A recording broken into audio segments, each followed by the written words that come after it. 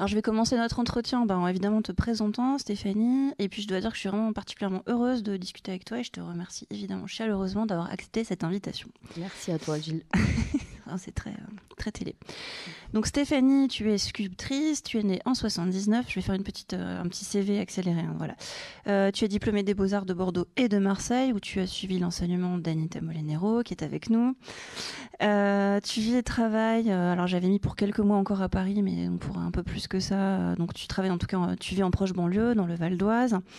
Et après avoir enseigné quelques années à l'ESA à Annecy, maintenant tu enseignes aux Beaux-Arts de Marseille. Les expositions, voilà, évidemment tu fais beaucoup d'expositions, mais récemment on a pu voir ton travail au MAMCO pour une belle exposition monographique l'été dernier. Il y a un peu plus longtemps à la chapelle du Genetail à Château-Gontier, à Arcade à Marseille en novembre et décembre, à la Casayorne à Albizola sur la côte Ligure, je vous le conseille. Et bonne nouvelle, vous pouvez voir actuellement et jusqu'au 5 mars une de tes sculptures dans la vitrine du plateau, le FRAC Île-de-France à Paris. Ton travail est présent dans les collections du CNAP, du MAMCO, du FRAC Limousin, du FRAC Aquitaine. Donc voilà un peu pour la partie CV méga résumée au pas de course, mais je pourrais aussi ajouter que pour tout un tas de raisons, ton travail est dans une phase de transition qui a commencé il y a déjà plusieurs années, mais c'est un mouvement qui est à la fois lent et un peu sûr comme ça, et qui ne revient pas en arrière. Et je trouve que c'est particulièrement intéressant de t'entendre sur toutes ces mutations qui sont intimes, personnelles, formelles, professionnelles, politiques. Donc je suis très heureuse qu'on puisse discuter de tout ça ensemble ce soir. Et j'aimerais pour commencer peut-être, après je promis, je te cède la parole. Alors ça, ouais, voilà. Je voulais revenir sur l'image que j'avais choisie pour illustrer... Ah mince, évidemment ça a déjà bugué. Hop. L'image que j'avais choisie pour illustrer, deux images que j'avais choisies pour illustrer l'invitation à la conférence qui sont... En fait, deux images, donc les deux images de droite, d'une même sculpture dans des états différents. Et cette idée de la sculpture évolutive qui change, qui se transforme au cours du temps m'intéressait, puisque cette idée de mobilité, de temporalité dans la sculpture est un peu la première thématique, en tout cas que j'aimerais aborder avec toi. Savoir comment t'en es venu à cette méthode de travail qui consiste à réutiliser des éléments, à les assembler, mais dans des configurations qui ne cessent de changer. Je pense que c'était quelque chose qui était déjà présent dans mon travail avant cette fameuse phase de transition qui a commencé il y a quelques années et j'espère qu'il va, en fait, je réfléchissais à ça tout à l'heure, j'espère que ça va pas s'arrêter, que ça sera toujours, je serai toujours en transition dans ma sculpture. Mais disons qu'il y a des événements plutôt personnels qui ont fait que maintenant c'est vraiment quelque chose qui est assumé, affirmé dans mon travail et je pense que qui reviendra jamais en arrière, comme tu disais. Et ces éléments, c'est le fait d'être devenue mère, le fait d'être devenue enseignante et le fait d'avoir fait un AVC. Et ces trois choses sont arrivées à peu près en même temps dans ma vie. Et en fait, du coup, ça m'a amené forcément à me questionner pas mal sur mon travail, sur le sens du travail dans le monde dans lequel on vit et comment j'avais envie de faire évoluer mon travail parce que je sentais qu'il manquait vraiment quelque chose. Enfin, il y avait quelque chose qui me satisfaisait pas dans le fait d'être seule à l'atelier. Bien sûr que je travaille toujours avec des gens, mais beaucoup de gens qui n'étaient pas présents physiquement pendant le travail, beaucoup de gens morts, enfin voilà, des artistes que j'aimais qui étaient avec moi, mais pas forcément en chair et en os. Et ça, j'ai identifié que ça manquait vraiment à mon travail et j'ai pris une décision qui a été très salvatrice. C'était de quitter la galerie dans laquelle j'étais, avec laquelle je travaillais. Et d'un coup, j'ai eu l'impression de récupérer vraiment ma vie, mon outil de production, mes sculptures et de plus avoir de compte à rendre à personne, de pouvoir faire les gestes que j'avais envie de faire. Enfin, il y a eu comme ça un processus un peu d'émancipation et de censure. Je pense qu'on se met un peu à soi-même quand on travaille et finalement la vie c'est aussi, en tout cas comme tel que je le vois, la vie d'une artiste, c'est aussi de balayer tout ça et d'essayer de Voilà, de se libérer de plein de choses. Et du coup, à partir de ce moment-là, j'ai vraiment plus eu de limites dans les gestes que je pouvais faire. Parce que forcément, quand on travaille dans une galerie, on fait de la sculpture, mais on nous demande aussi de faire des objets. Et pour moi, faire de la sculpture, ça n'a jamais été j'ai jamais vu mes sculptures comme des objets ou comme des marchandises.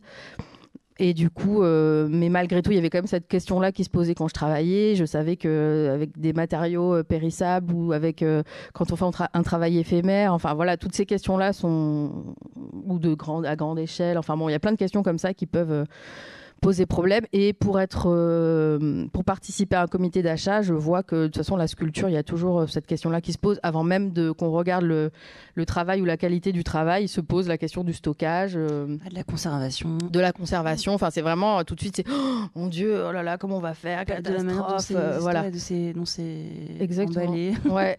Et ça, ces questions-là, c'est vrai que de plus m'avoir à me les poser, Enfin, c'est génial, quoi, parce qu'il y a vraiment... Enfin, tout à l'heure, on parlera du langage, mais j'ai l'impression que mon vocabulaire, il est infini et que voilà, par exemple, dans l'expo à la Chapelle... Donc à gauche. Hein. À gauche, ouais. J'ai travaillé avec du popcorn, des chips, des plantes, voilà, qui se sont fanées au fur et à mesure de l'expo. Enfin, il y a vraiment ce truc de temporalité qui est éclaté, quoi. Il n'y a plus vraiment de limite. Plus de limite.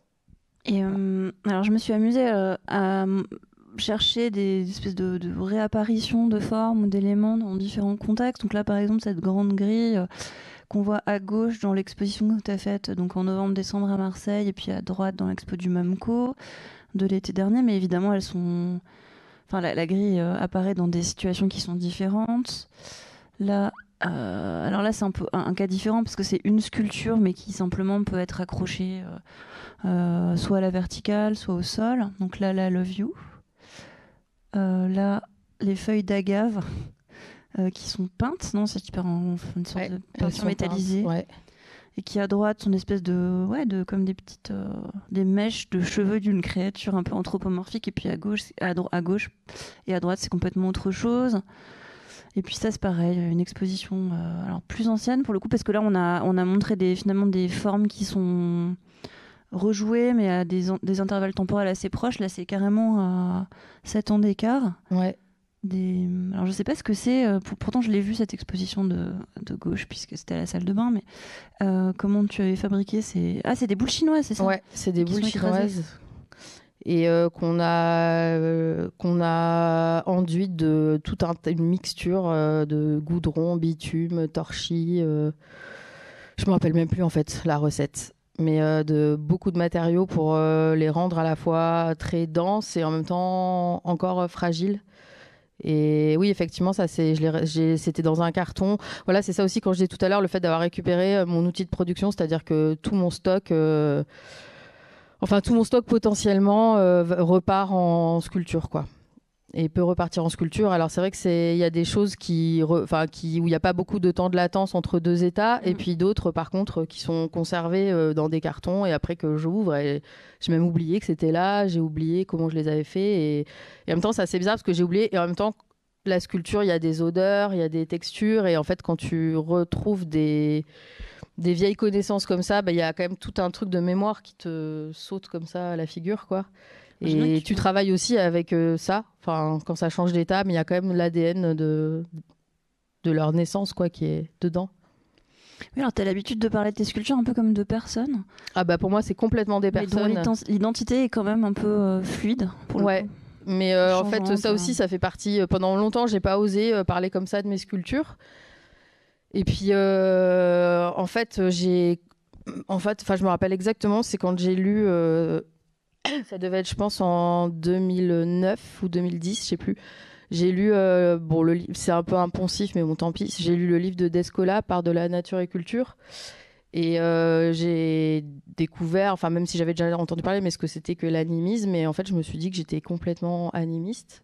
Enfin, mais animiste d'une meuf qui habite en banlieue. Enfin, voilà, mais animiste quand même. Et qu'effectivement, ma façon de ressentir les choses, même quand je suis en condition de sculpture, c'est que tout me parle et me touche, mais pas comme des objets, mais vraiment plus comme des rencontres ou des personnes. Et je pense que j'osais pas trop le dire au début, et puis voilà, je le dis quoi maintenant. Enfin, c'est comme ça.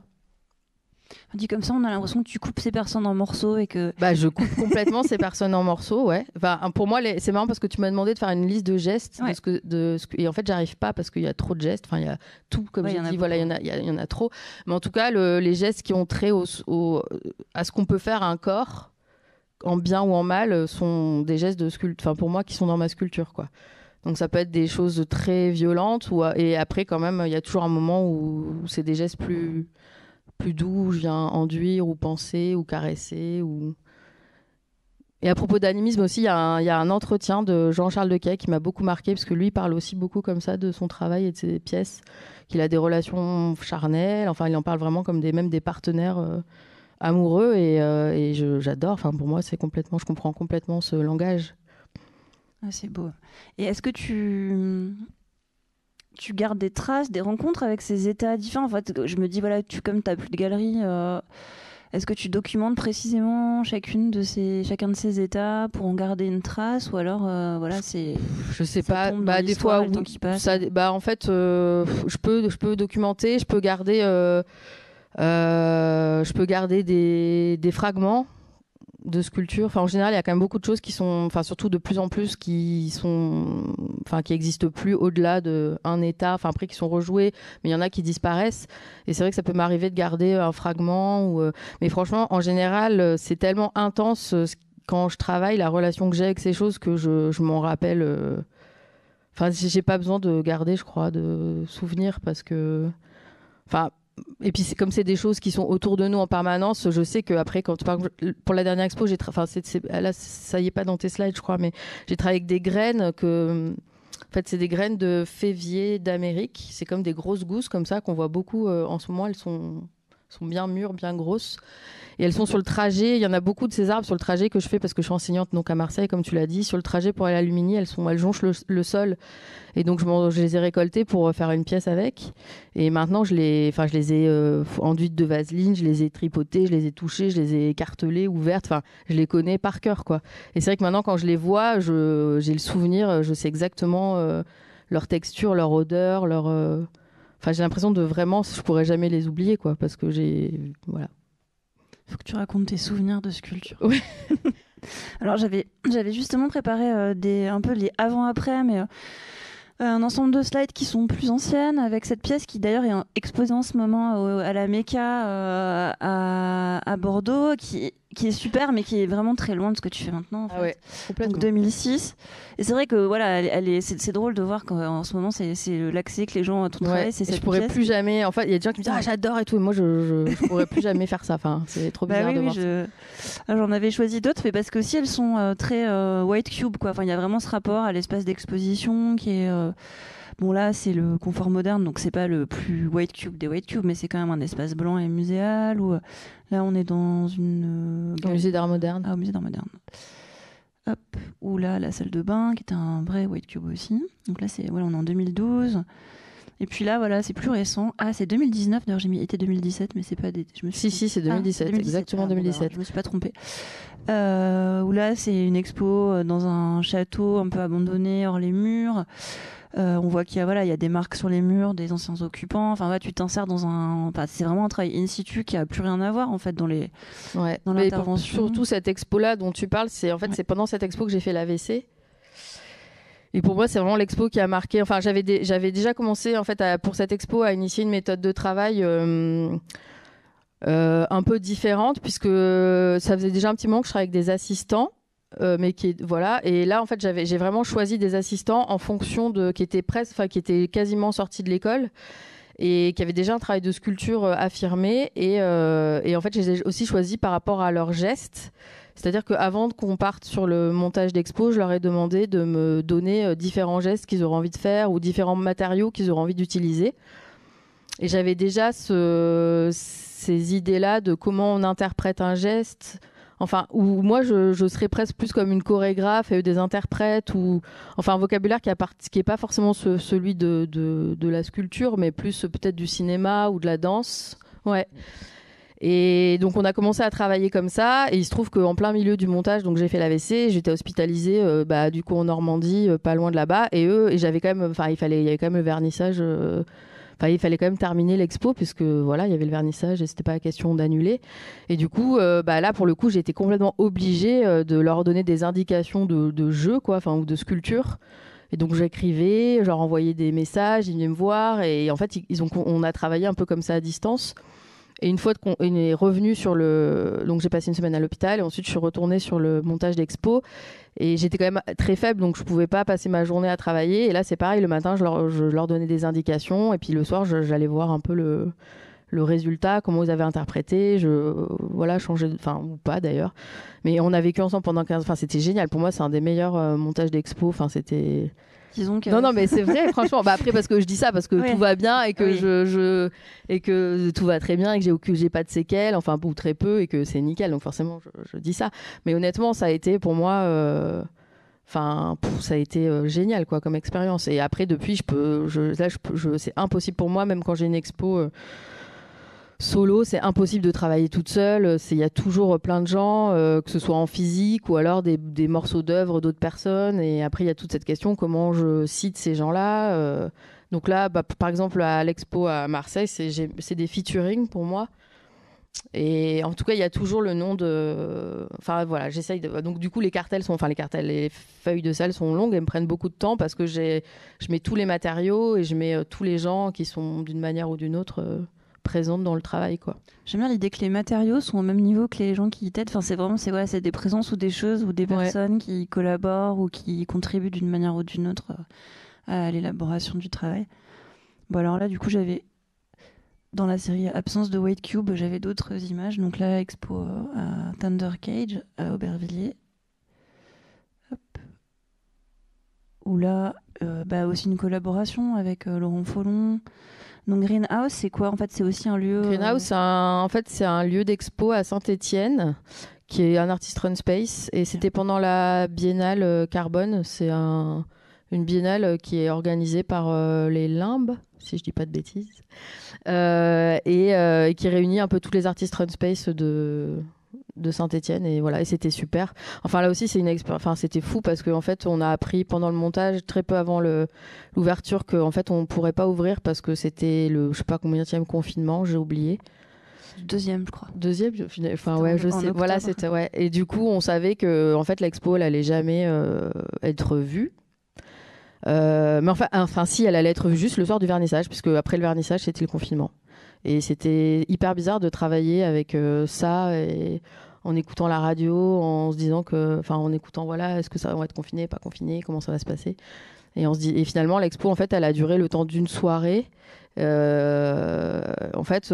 les gens de la Biennale ont terminé, on a fait vraiment l'after. En plus, l'expo s'appelait After, mais c'est un peu de manière prémonitoire, bizarre, mais en fait tous les gens de la Biennale se sont retrouvés dans ce lieu. On a fermé les portes et on a fait la fête dans les sculptures, au milieu des sculptures, et ça a été sa seule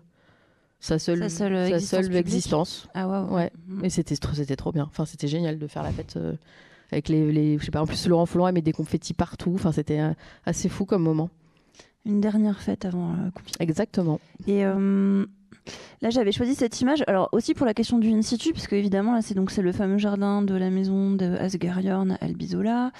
Et c'est une sculpture, c'est un vêtement sculpture que tu as installé au sommet d'une agave un peu en train de périr, on va dire. Elle n'était pas très en forme, cette agave. Elle est morte même, parce que en fait, les agaves, elles fleurissent une fois. Ah, voilà. Et quand elles fleurissent, ça veut dire qu'elles sont elles sont mortes. Donc elle était en train de... Donc je pouvais être avec elle sans trop c'était de toute façon sa fin de vie, donc c'était ok. Et je me demandais, parce que tu parlais tout à l'heure de graines, là on est devant une agave, évidemment je pense, il y a une présence quand même d'objets végétaux que tu transformes dans ton travail.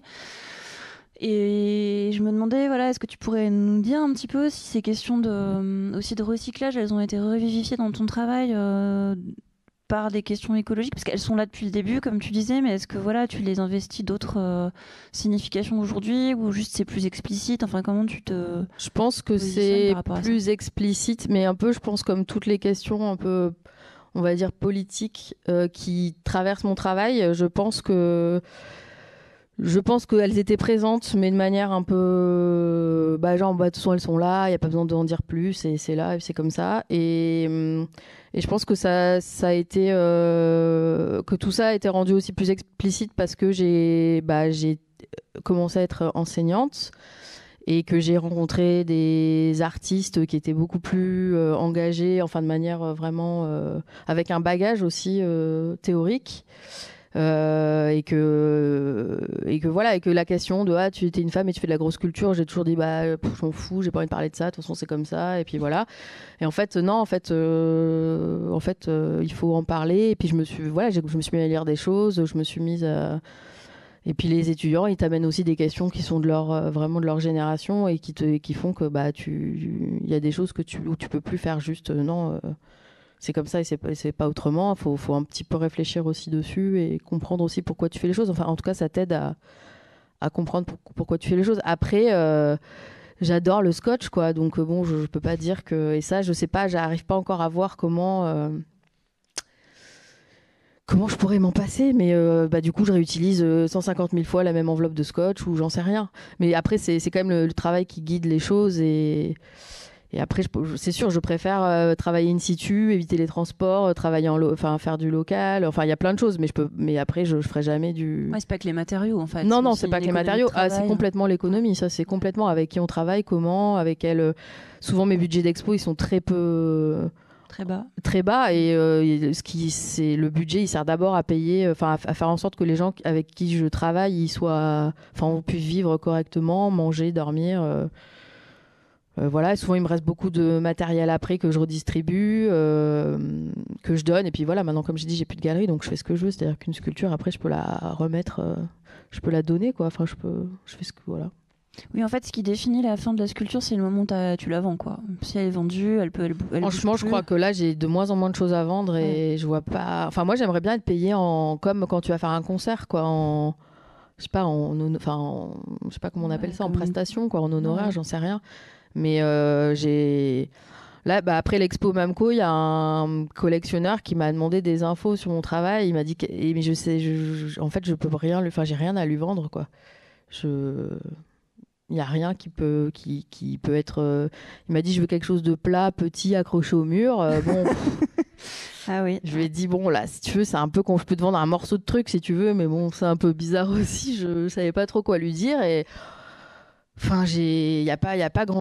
Pas envie de me poser cette question-là pendant que je travaille, quoi. C'est vraiment ça m'a trop forcément il y a tes gestes qui sont orientés quand tu te poses ces questions-là, quoi. Donc je préfère avoir un budget, des honoraires et après je fais ce que je veux avec. Donc à la fin tu lui as rien vendu? Non. Il arrête pas de me demander, mais un petit truc. Mais ouais, mais bon, je sais même pas s'il veut un morceau, je sais même pas. Je sais pas s'il veut un morceau de truc, je crois qu'il veut un vrai truc, mais bon, je sais pas. Ou alors, voilà, mais c'est vrai que c'est des questions. Mais bon, là, de toute façon, dans cette salle, il y a plein de sculpteurs, ils savent très bien, de sculptrices. Mais c'est vrai que ces questions-là, de la sculpture, t'as l'impression que c'est jamais. On te demande toujours, mais pourquoi tu la fais pas en bleu? Mais tu voudrais pas plutôt la faire en bronze? Mais comment ça se nettoie? Enfin, c'est des questions qu'on pose pas, je pense, au pain. Enfin, j'en sais rien, mais je crois pas. Et si, je pense qu'on leur pose la question des formats. Des formats, je sais pas ce qu'il y a des pains dans cette salle. Si, je pense que c'est. Ouais. Enfin, en tout cas, je sais pas, j'ai toujours l'impression faudrait qu'on fasse des petits trucs en bronze. Enfin, c'est avec David, je crois qu'il m'a raconté c'est ça, ouais. Il m'a raconté ça. C'est pareil, quelqu'un, on taira les noms, mais quelqu'un qui lui a demandé ça, j'adore ça, mais tu pourrais pas plutôt le faire en bronze? Mais bah non, quoi. Enfin, au bout d'un moment, flemme. Alors, peut-être une question que je voulais te poser, qui est... Parce que tu parlais tout à l'heure un peu de chamanisme, ça m'envoie un peu aussi vers des questions de rituels. Et puis, si tu parles de... Enfin, quand tu dis que tu voudrais te faire rémunérer sous forme d'honoraires et tout ça, ça nous envoie presque du côté de la performance aussi. Il y a un truc super performatif dans ton travail et... Enfin, dans ta sculpture. Et je voulais que tu me parles un peu de comment tu te mets en condition pour travailler. Enfin, puisque... En fait, c'est presque... Enfin, il y a des gestes presque... Enfin, il y a une partie d'improvisation, en fait, avec les matériaux. En tout cas, même si c'est pas comme ça en 5 minutes. Mais voilà, quand tu prépares une exposition, tu te mets vraiment dans un tunnel de travail et tu construis les choses à ce moment-là. Mais il y a quand même tout un ensemble d'étapes préalables. Alors, je voulais savoir comment tu te préparais pour improviser. Voilà. En fait, l'impro, ça c'est quelque chose qui m'a toujours plu dans le travail, mais avant j'avais beaucoup plus de temps. Enfin, voilà, en général, je passais un mois dans les lieux où j'exposais.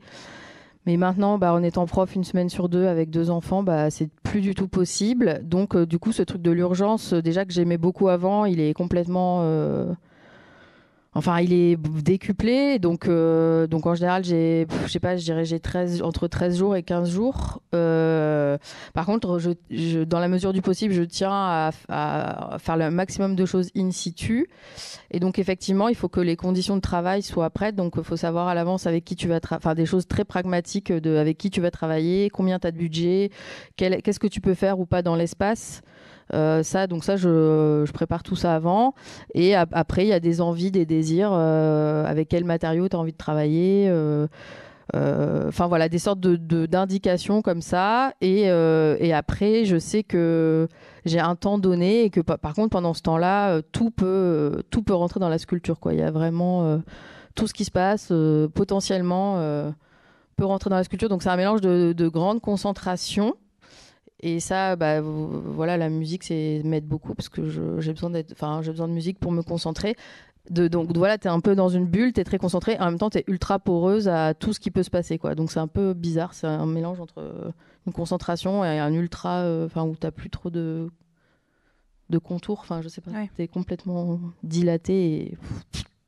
J'aime bien, tu me disais aussi qu'il y a une différence quand tu fais un montage d'expo entre les lieux qui te laissent les clés et ceux qui te forcent à sortir à 18h. Ouais. Oui, parce que ça implique sûr. Pas le même, évidemment, mais voilà, c'est vrai que cette possibilité de pouvoir poursuivre jusqu'à ce que ça s'épuise de soi-même, quoi. Ouais, moi, c'est vrai que c'est plus dur de se. C'est vrai que les conditions de travail que je préfère, c'est pas du tout. Je regarde pas du tout. Est-ce que c'est un grand musée? Enfin, c'est pas du tout ça qui va. Même si j'ai adoré, enfin c'était super de faire une expo Mamco, mais j'ai 1000 fois plus aimé faire l'expo dans un artist run space à Marseille, là, à Arcade.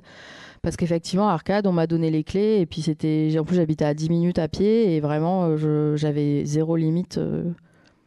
Enfin, j'avais juste les clés, voilà. Et puis après, je faisais exactement ce que je voulais à l'intérieur. J'avais bien sûr un budget, et puis, mais après, il n'y avait pas d'autres contraintes, quoi. Enfin, hormis celle normale de la physique et de la chimie. Une date d'ouverture. Voilà, c'est ça, ce genre de choses, ouais. Et voilà. Alors, je voulais passer peut-être. Je voulais montrer ça parce qu'en fait, je suis allée voir donc ce musée outdoor au mois d'octobre dernier, qui est donc à Joshua Tree en Californie. C'est un musée à ciel ouvert de Noah Purifoy, qui est un artiste américain, noir américain, qui a créé en fait entre 89 et 2004 sur 4 hectares un immense musée de sculptures d'assemblage. Alors c'est pas des super images, hein, j'ai trouvé ça sur le site, mais c'est vrai que j'ai eu l'impression, enfin je connais ton travail depuis longtemps, mais j'ai vraiment une révélation justement devant cette quantité de gestes, de propositions différentes, cette inventivité de types d'assemblage avec des objets à chaque fois différents, un usage parfois de la couleur, parfois pas. Enfin, c'est ultra diversifié enfin c'est un vrai chef-d'œuvre en fait cet endroit. Et c'était à ce moment-là que je m'étais dit tiens, ça serait marrant de faire une collection, une sorte d'encyclopédie des gestes que tu fais, mais évidemment que c'est impossible parce que voilà, il faudrait t'observer pendant 10 ans et puis tout noter. Mais je me suis dit aussi que voilà, tu t'inscris vraiment dans une histoire de la sculpture, qui jusqu'à il y a peu et finalement, jusqu'à il y a peu de temps était peu dominante en France. Enfin, en tout cas, l'assemblagisme, évidemment, on le connaît plus du côté américain. C'est pas la tradition, la grande tradition de la sculpture française, qui est plutôt ready-made conceptuel et tout ça, même si, voilà, Anita est ici. Mais non, c'est pas toi, même si on a dit. Mais voilà, je me demandais si tu pouvais nous parler à la fois de ta famille de sculpteurs, sculptrices, et puis aussi si tu pouvais revenir sur, même si je sais que maintenant c'est plus tellement un problème, mais ces questions de légitimité des gestes qu'on peut faire ou de contexte de réception d'un travail qui est pas forcément le plus facile à recevoir en France parce que c'est pas les traditions qu'on a l'habitude de regarder, de voir dans les expos et tout ça. Enfin voilà, est-ce que ça a joué dans ton travail, enfin voilà, dans ta carrière, qu'est-ce que tu peux et dans quelle famille tu t'inscris aujourd'hui en fait? quelques membres qui sont là dans cette salle ce soir déjà. Et je sais pas, enfin c'est hyper dur comme question, c'est marrant parce que c'est vraiment la question quand on me la pose aux étudiants, ils ont envie de nous taper et c'est vrai que c'est toujours un peu difficile. C'est quoi tes références? Ouais, c'est un peu ça. Alors j'avais fait une liste sur mon téléphone, mais bon bref. Non mais il y a plein de gens que j'adore. Je sais pas, Paul Tech par exemple. Paul Tech, je l'aime quoi. Enfin, je suis complètement amoureuse de lui. Je sais que notre amour est impossible pour plein de raisons. Déjà, il est mort, mais bon, à part ça, il y a d'autres raisons. Et après, je sais pas, Isaac Gensken, mais Pino Pascali aussi, c'est un artiste que j'adore. Je sais pas, il y a beaucoup de Bruce Conner, j'adore aussi. Enfin, tous les assemblagistes américains, mais j'aime aussi beaucoup ses films d'ailleurs. Et je pense aux gens vivants en fait. Aux gens vivants. Voilà, avec qui tu travailles. Avec Sarah, voilà. Anita, Sarah David, Anita Molinero, lever la main. Je sais pas, plein de gens, plein de gens qui sont. Mais même des jeunes aussi. Il y a beaucoup de jeunes artistes dont je suis le travail et que j'aime beaucoup, et qui sont dans des collectifs. Il y a Londres là qui est représenté ce soir, par exemple. Il y a aussi un artiste qui s'appelle Romain Vicari aussi, qui fait beaucoup de choses en collectif, qui m'avait invité à faire Thunder Cage. Et je trouve que les gens qui ont autour de 30 ans, il y a vraiment des questions qu'ils posent et dont je me sens très proche et qui, voilà, eux, ils n'ont pas forcément le modèle que nous, on avait, je trouve, à l'école encore, qui était vraiment celui, il n'y avait pas tellement d'alternatives tu t'es artiste dans une galerie, tu fais des foires et puis voilà. Enfin, en tout cas, là où j'étais, il n'y avait pas tellement d'autres solutions. Et eux, ils ont pas du tout envie de ça, quoi, vraiment pas. Et ils essayent d'inventer d'autres formats et qui me semblent super intéressants. Après, ça veut pas du tout dire non plus que je suis anti-institution ou c'est pas du tout ça, mais en tout cas, j'aime bien avoir plusieurs espèces de tribus comme ça avec lesquelles je peux aller travailler, quoi. Et c'est vrai que ça, c'est encore autre chose. Je pense que le fait aussi de pas avoir de galerie et le fait d'être enseignante, c'est-à-dire que j'ai quand même un salaire. Enfin, j'ai quand même cette chance-là d'avoir un salaire fixe à la fin du mois, me permet aussi de pouvoir faire des choses où il n'y a pas de question de rentabilité ou de vendre. Ou par exemple, la semaine dernière, on a fait une expo organisée par des étudiants dans une piscine désaffectée à côté de Marseille. Et de pouvoir faire des projets comme ça, ça me laisse aussi cette liberté-là. Et après, tant pis si... moi, je trouve que l'assemblage, c'est un vocabulaire... En tout cas, dans la sculpture, pour moi, c'est un geste qui est hyper basique. Pour moi, c'est comme le collage, le montage. Enfin, c'est des choses qui existent dans l'art depuis toujours et qui existeront toujours. Et c'est une langue, pour moi, qui est... Surtout quand on fait des gestes assez simples que tout le monde, a priori, peut comprendre. C'est une langue qui me semble... Enfin, après, voilà, ceux qui comprennent pas ma langue, c'est pas très grave. Enfin, voilà. J'ai bien aimé quand tu me racontais l'autre jour que...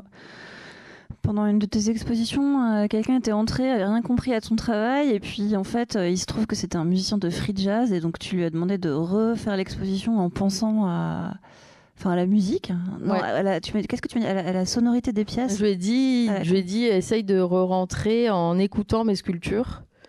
Et je lui ai dit, je pense qu'on a, en tout cas, notre méthode de travail, on a peut-être des choses en commun, et là, il a compris quand il de l'assemblage et de l'improvisation. Alors, peut-être on a parlé de ton rapport, t'as mentionné en fait ta situation familiale tout à l'heure, et une chose dont j'avais envie de parler, même si on l'a déjà un petit peu abordé, c'est aussi le rapport, cette tournure intime de plus en plus assumée de ton travail. Alors, c'est pas du tout, tu racontes pas ta vie, enfin il n'y a pas d'autobiographie à l'intérieur de tes pièces, mais à la fois, il y a des éléments qui viennent de ton environnement familial. Il y a des dessins de tes enfants. On verra tout à l'heure des extraits de tes journaux intimes de ton adolescence jusqu'à aujourd'hui, des objets personnels. Et là, tu as fait toute une série de projets récemment dans lesquels tu fais une place à tes aïeuls. Et ça, est-ce que tu pourrais nous en parler? Donc là, c'est des peintures de ton arrière-grand-mère. C'est mon arrière-arrière-grand-mère qui s'appelait Marie Pincourt, en fait, qui est née dans le centre de la France, vers Roanne, qui était femme de viticulteur. Et donc, en fait, toute sa vie, elle s'est occupée de ses enfants et puis elle a aidé son mari à faire son métier.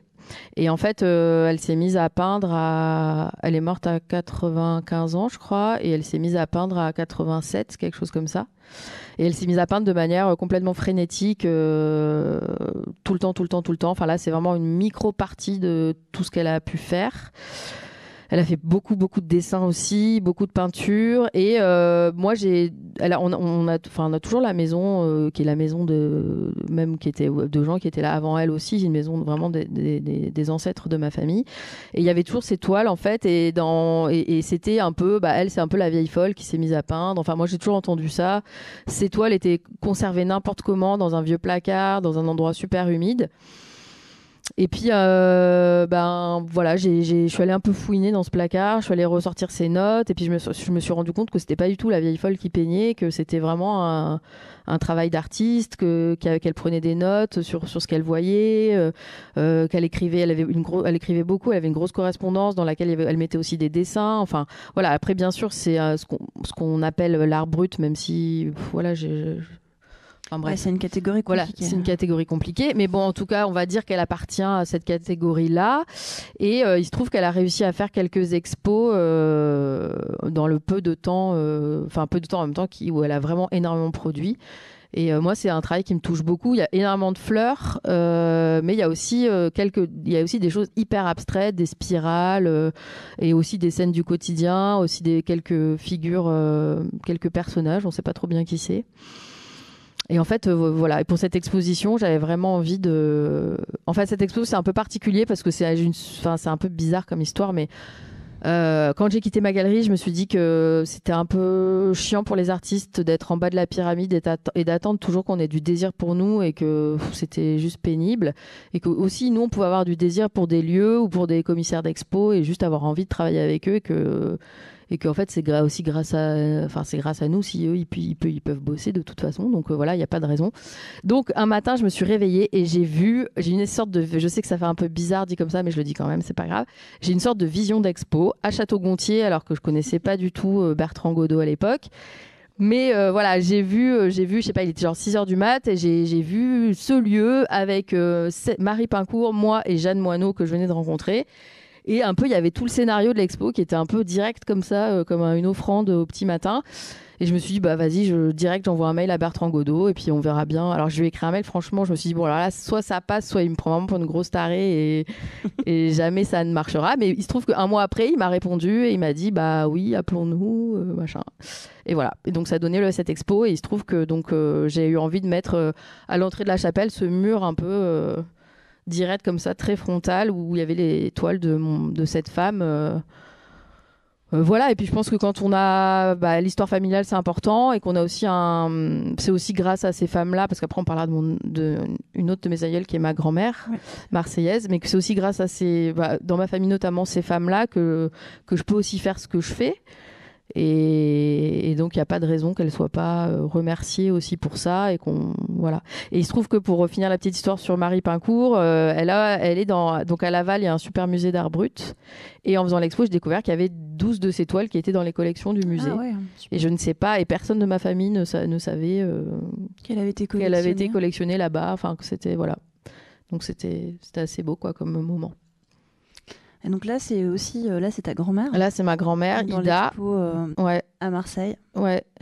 Et en fait, pour l'expo à Marseille, c'était obligatoire qu'elle soit là parce qu'elle elle arrivait de Naples à 12 ans, un peu arrachée comme ça à sa famille. Enfin, sa mère en avait marre de faire des gamins tous les 4 matins et que la plupart meurent. Donc elle a décidé de prendre les enfants qui lui restaient, de quitter l'Italie et de s'installer à Marseille. Mais voilà, les conditions étaient super dures. Donc ma grand-mère, elle est allée à l'usine à 12 ans. Elle est plus jamais retournée en Italie. Et c'était c'était une femme hyper... d'un côté hyper libre, hyper forte, et en même temps qui avait honte de ce qu'elle était, qui a travaillé donc toute sa vie jusqu'à son mariage. Et elle était bien contente de pouvoir rester à la maison, que mon grand-père dise non, maintenant t'arrêtes de travailler, parce qu'en fait depuis ses 12 ans elle bossait à l'usine où elle était bonne quoi, et Et du coup, ça a été, enfin pour elle, le fait d'être au foyer, ça a été vraiment un moment d'apaisement et de libération. Et voilà, et c'est grâce à elle aussi, voilà, que je peux faire ce que j'aime et avoir une vie épanouie. Et pour moi, c'était obligatoire qu'elle soit là.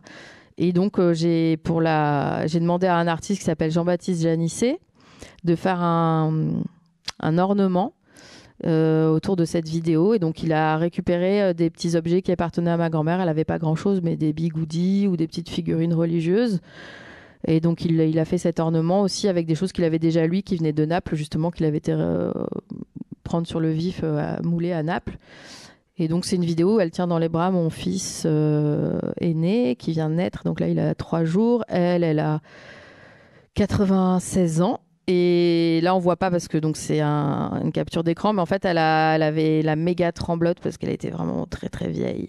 Et du coup, c'est hyper beau parce qu'en fait, elle peut pas, enfin, elle tremble et en même temps, elle berce mon fils, mais sans vraiment vouloir le bercer. Donc, et du coup, elle en rit parce qu'elle se rend bien compte que voilà, je sais pas quoi dire de cette vidéo à part que pour moi c'était un hommage et que c'était important, que pour moi même sculpturalement je trouvais ça hyper beau. C'est une espèce de piéta bizarre avec tous ces tissus Et évidemment, enfin, je pense dans la présence de ces femmes, il y a la question familiale, mais il y a aussi une dimension de sororité qui est vraiment assumée de plus en plus aussi dans ton travail, enfin pas forcément plastiquement dans les formes, mais en tout cas dans la manière dont on parle ou dans les situations dans lesquelles tu te mets au travail, de collaboration avec des femmes. Et tu me disais évidemment que dans cette sororité, les hommes sont les bienvenus.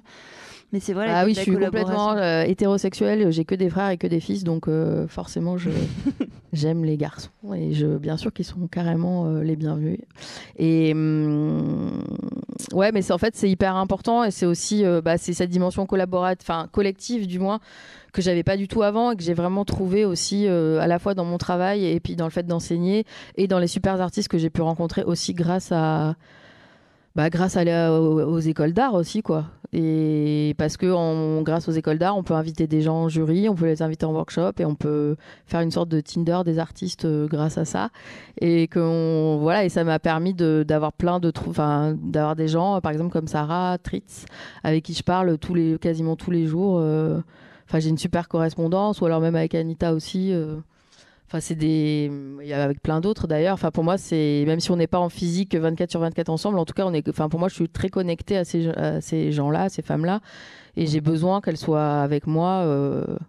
Je pense à elles tout le temps, quoi. Enfin, quand je travaille, en tout cas, puis même dans la vie. Enfin, on parle pas que d'art. Enfin, il n'y a pas trop de frontières d'ailleurs dans les sujets qu'on aborde. Et une autre dimension de ça, tu parlais il y a la question de la dette, la question du don, du partage, et c'est vrai que, alors, je vais passer ça, mais que tu fabriques aussi de plus en plus de choses qui se partagent. On a vu des images de tes premières pièces qui sont, très monumentales, et on imagine que, c'était un peu compliqué à faire circuler, à stocker et tout ça, et là, d'un coup, pas d'un coup, mais progressivement plutôt, tu t'es aussi mise à investir des échelles qui sont très différentes et aussi des modes de circulation du travail qui sont très différents. Là, on a l'exemple de bijoux que tu as fait aussi à l'initiative de Jeanne Moineau, mais il y aura d'autres exemples. Peut-être tu pourras nous reparler des bijoux qui sont un travail de tract. Et puis là, les sérigraphies de tes agendas, donc des années 90 à nos jours. J'aime bien il faut que l'on fasse quelque chose vite. Bah oui, l'ennui est très présent dans ces ça, je sais pas de quand ça date. J'imagine. Alors ça, c'est 96. Alors oui, parce qu'on faisait des choses, on faisait beaucoup de captures d'écran ou de choses comme ça, et après on collait. Je pense que peut-être le geste du scotch aussi, ça vient de là. On se fabriquait des couvertures et pour que ça dure longtemps, il fallait mettre des couches de scotch. Ouais. Ouais, j'ai fait pareil. Mais mais j'ai gardé, mais ça c'est aussi des agendas de ma meilleure amie. Enfin là, on a gardé nos agendas et je lui demandais aussi ses agendas parce que forcément il y a beaucoup de choses dans ces. Et je garde toujours le même modèle depuis toutes ces années. C'est un objet qui est très important en fait parce qu'il y a toutes les traces du travail, de la vie, de tout. Comme ça, avec les dates et presque pas les heures, mais pas loin. Et pour moi, c'est vraiment je vais beaucoup puiser. Enfin, je les regarde souvent, je les relis souvent. Et là, j'avais envie c'était pour l'expo Mamco. Ouais. Du coup, j'avais envie de faire un peu des choses que j'avais jamais faites. Et donc là, j'ai fait là, c'est pas les sérigraphies, mais c'est les images d'où viennent voilà. Et en fait, du coup, j'ai travaillé avec un artiste Runspec qui s'appelle Jeanne Barré à Marseille. Et ils ont un petit atelier de sérigraphie. Et du coup, j'ai fait des sérigraphies là-bas à partir de ces agendas. J'ai fait une sélection, en fait, un peu aléatoire. Enfin, soit parce que graphiquement, ça me plaisait, soit parce que, le texte, il y avait des choses dans le texte qui me plaisaient aussi. Et j'ai demandé, du coup, avec Charlotte, avec qui on a fait les sérigraphies, je lui ai demandé, je lui ai dit, je veux avoir de la matière. Enfin, je veux pas avoir des belles images forcément à encadrer ou à coller au mur, mais je veux avoir de la matière sérigraphique, que je puisse vraiment en faire de la sculpture presque. Et voilà. Donc là, c'est sérigraphié sur différents supports. Sur différents supports, il y a pour que je puisse faire différents gestes. Donc il y a des choses assez.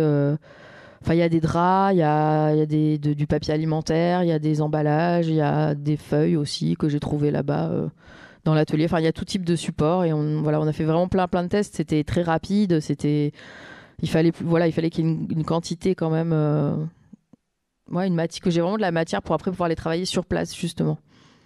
Je trouve aussi bien qu'en fait les agendas ce soit pas que des choses de l'adolescence, parce qu'en fait ça aussi c'est l'idée de la continuité, enfin d'une vie continue, enfin c'est parce que on pourrait vite fétichiser un peu l'adolescence ou dire que ça parle du passé, mais en fait ça parle pas du passé, ça parle juste du rapport entre le travail et la vie quotidienne. Ouais, et puis moi c'est vrai que c'est une période, je pense, c'est une période comme tout le monde un peu pénible, je pense, l'adolescence, et en même temps géniale, et pour moi c'est vraiment un matériau, l'adolescence, de travail, mais qui est beaucoup plus intéressant maintenant que je suis plus du tout adolescente, quoi.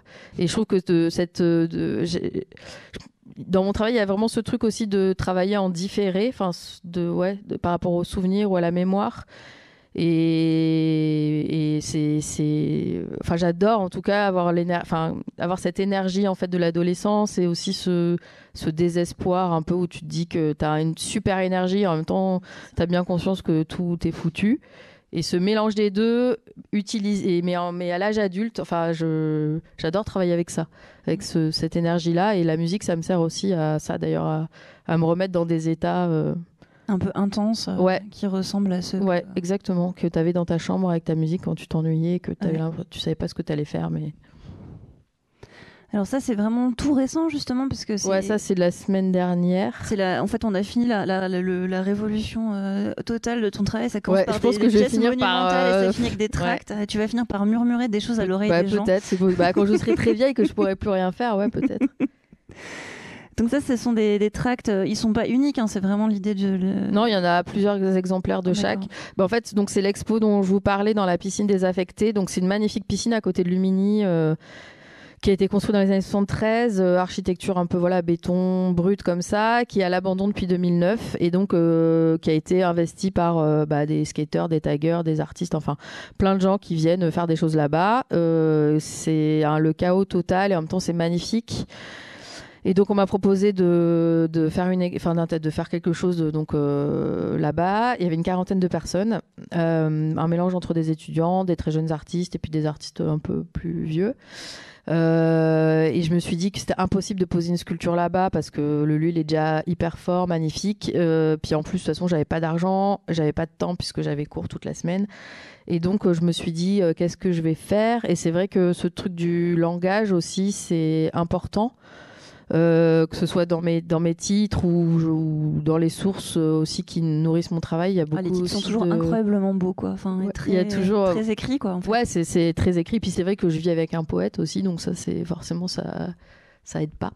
Mais après voilà, c'est quasiment pas il y a aucun de mes mots à moi.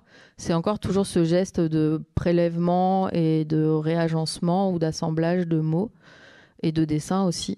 Et donc là, ça provient de plein de sources différentes. Et j'ai du coup, le soir en rentrant des cours, je faisais des tracts et j'en ai distribué certains. Après, j'ai pas, le côté je tracte j'ai pas encore tout à fait réglé. Tu l'as distribué dans l'exposition, ouais. Tu l'as pas distribué dans la rue ou... Non, mais c'était bizarre. Enfin, ça, j'étais pas. Voilà, je pense que ça n'a pas hyper bien marché le fait de le distribuer dans l'expo. Bon, bref, c'est pas. J'ai pas. Peut-être, je pense que je vais en envoyer aussi à des gens ou je vais voir. Mais en tout cas, ça m'a bien. Enfin, et derrière, je mets à chaque fois, je cite les sources, les mélanges. En fait, souvent il y a 2 ou 3, des fois une seule personne, mais des fois il y en a 2 ou 3 qui sont assemblés. Et ça peut être des poètes. Par exemple, là où il y a un Mimiki, c'est un petit Pokémon, là, je sais pas si vous voyez, au milieu à droite. Oui, je voulais le mettre et je l'ai pas mis finalement dans les slides. Donc ça, c'est Mimiki parce que c'est un Pokémon que j'adore. En fait, c'est ça, c'est grâce à mes enfants, hein, les Pokémon.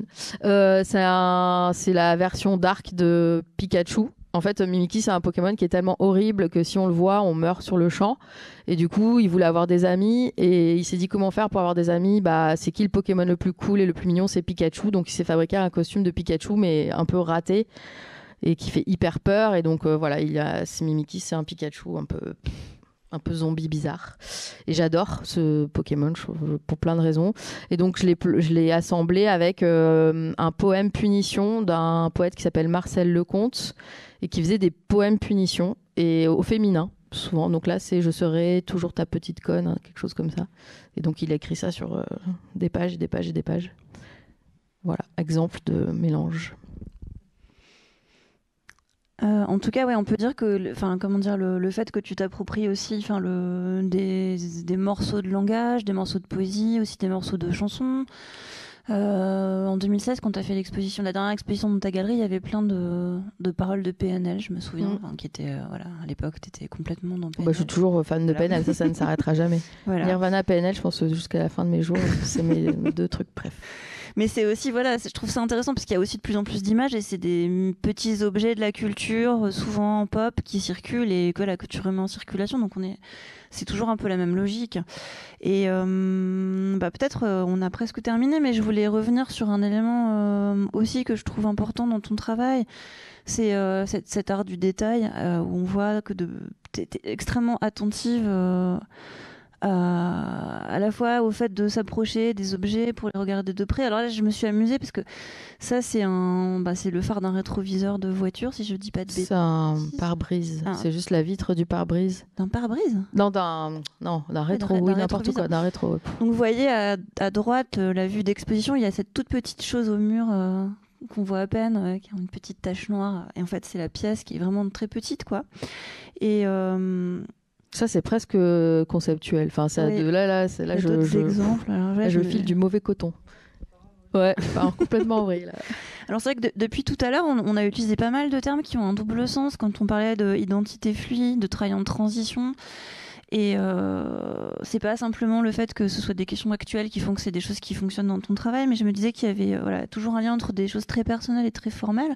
Et là, sur cette question du détail, des textures, un texte, je vais vous lire un petit passage, excusez-moi. J'ai lu ça il y a 2 jours et en fait, en lisant ça, je me suis dit, c'est vraiment... ça m'a vraiment fait penser à ton travail, qui est un extrait d'un bouquin de Maggie Nelson qui s'appelle « De la liberté ». Et c'est le premier chapitre qui parle de l'art et elle s'intéresse à la notion de care, de soin et... on l'invite à faire une conférence sur le care. Sa première action, c'est de dire Burke. Elle dit alors non, j'ai pas envie d'être la femme qui fait des trucs sur le care et tout ça. Puis elle se met à réfléchir à cette notion et à la manière dont ça pourrait fonctionner dans le champ de l'art et pas juste dans le champ de la pratique du soin, d'un être avec un autre être, souvent d'une femme pour quelqu'un d'autre et tout ça. Et elle s'intéresse à ce qu'elle appelle le soin esthétique. Puis elle écrit ça et je trouve ça super beau. Elle dit le soin esthétique appartient à un ordre différent des autres formes de soins. S'il ne semble pas se soucier directement d'autrui, c'est bien parce que c'est le cas. Le soin esthétique implique d'être préoccupé par d'autres choses, comme le grain du papier, le pigment, la gravité, l'oxydation, le hasard, les motifs, les morts et les êtres à venir. Toutes ces choses sont aussi le monde, elles constituent des forces envers lesquelles on peut se sentir une obligation ou un devoir. Le fait que ces forces ne nous réclament pas à travers des corps humains ou des principes éthiques n'est pas une raison pour douter de l'intensité ou de la vitalité de leur appel. Et j'avais trouvé ça super beau parce que pour elle, en fait, ce soin qu'on apporte que tu apportes, à finir une sculpture, à la travailler dans les moindres détails, évidemment que ça a un rapport avec des questions plus larges qui sont pas que sculpturales, c'est bizarre dit comme ça, mais qu'on peut connecter à d'autres formes de soins, en fait. Donc, évidemment, je sais pas comment tu peux rebondir sur ça, je suis désolée. Je suis d'accord, je sais pas non plus. Mais voilà, peut-être si tu peux nous dire 3 mots sur cette question de comment tu traites ces détails, ces textures. Mais c'est vrai que ça se voit pas. Je pense que voilà, tout le monde le voit pas forcément, mais je suis hyper maniaque en fait, et c'est pas parce que il y a des gestes qui sont brutaux que les objets ils viennent de la déchetterie ou des cases de Marseille ou je ne sais quoi que. Ouais, c'est très précis ton travail. Ouais. Je pense qu'en fait, il y a vraiment des fois, je règle des choses, mais je pense que tout le monde s'en fout, personne le voit, mais moi, ça me pique les yeux en fait si je le fais pas quoi. Ça me gratte. Enfin, je sais pas, c'est comme un truc, il faut vraiment que je le fasse parce que. Et c'est vrai que je peux passer du temps à régler, je sais pas, la hauteur d'un maillon ou recoiffer cette couette là ou voilà, j'aime bien. Ouais, j'ai beaucoup recoiffé. Ou ça peut être vraiment les bougies, je les allumais juste avant, régler à combien de centimètres il faut qu'elles brûlent pour que ça soit bien. Enfin, après, c'est vraiment quelque chose je pense que c'est aussi quelque chose de l'ordre de la composition. Enfin, je pense qu'un musicien il fait pareil avec ses sons. Mais voilà, quand tu fais de l'assemblage ou du collage, comment tu passes d'une forme à l'autre et que tout doit être. En plus, dès que tu changes quelque chose, il y a l'item d'à côté qui change aussi. Enfin, du coup, ça demande une grande précision. Ça demande quand même une précision à la fin, quoi. Mais c'est vrai que voilà, est-ce que tu as l'impression que c'est quelque chose qui est nouveau ou pas du tout ? Moi, j'ai l'impression que tu travaillais plus à des échelles qui faisaient que c'était peut-être moins l'enjeu de... Ouais, et puis je pense qu'il y avait moins de détails, il y avait moins de matériaux, il y avait moins de gestes. Donc forcément, plus tu rajoutes de choses et plus tu passes de temps à régler, à régler les détails, quoi. Après, des fois, ça peut être régler un détail. La précision, elle peut aussi se faire dans le fait de jeter un truc comme ça, tu vois. Enfin, ça peut aussi être un geste. Ça m'arrive aussi, quoi.